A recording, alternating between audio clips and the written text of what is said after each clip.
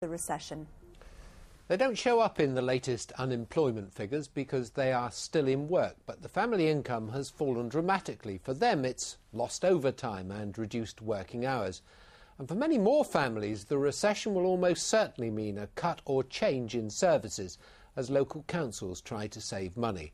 More on that from our chief reporter Kim Riley in a moment. But first, this report from Mike Cartwright.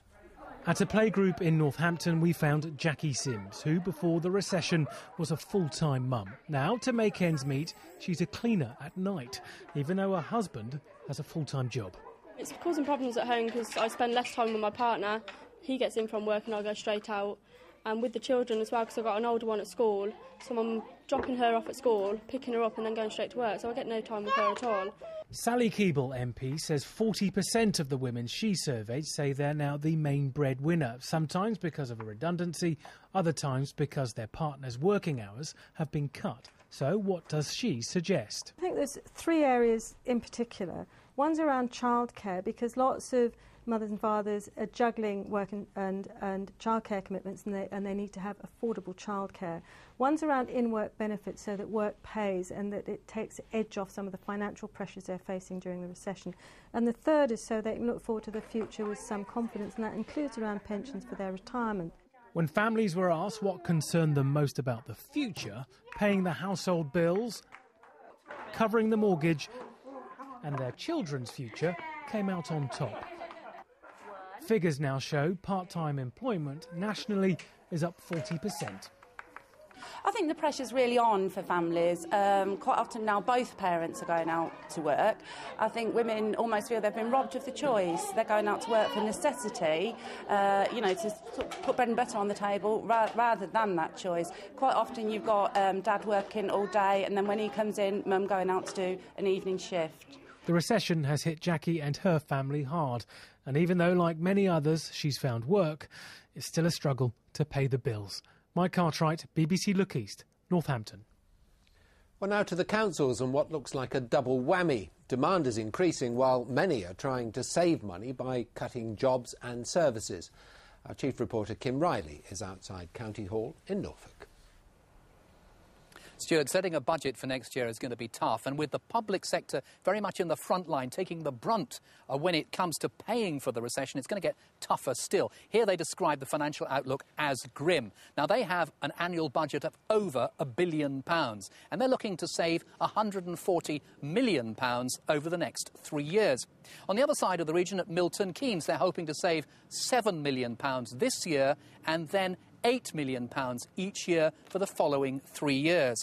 Luton Borough Council says it's embarking on a thorough review of its budget strategy and the savings required. Northamptonshire County Council says that tough choices will have to be made to protect essential frontline services. Cambridgeshire Council, as you heard, it's saying it's facing the worst cash crisis since the Second World War. It reckons in 5 years' time it's going to be £113 million worse off. So how do councils square the circle?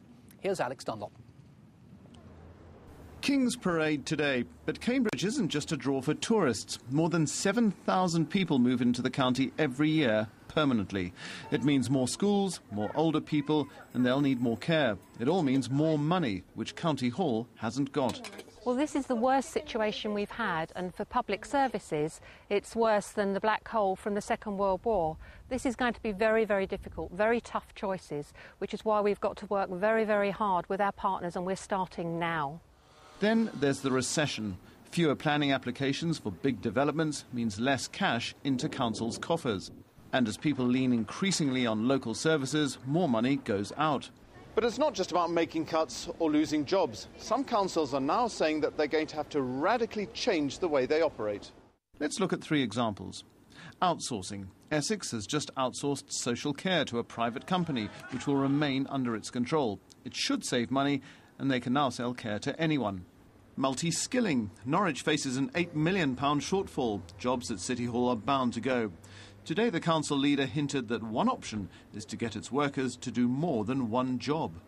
The idea is that we're actually going to make it much easier for people. If they see a city council worker on the street, then they should be able to approach them and get whatever it is they need done. So less avenuing and more, in a sense, multi-skilling? Yes. And then there's Easy Council. Could local authorities follow the example of No Frills Airlines, where you pay more for some services? One London borough has planned for it already.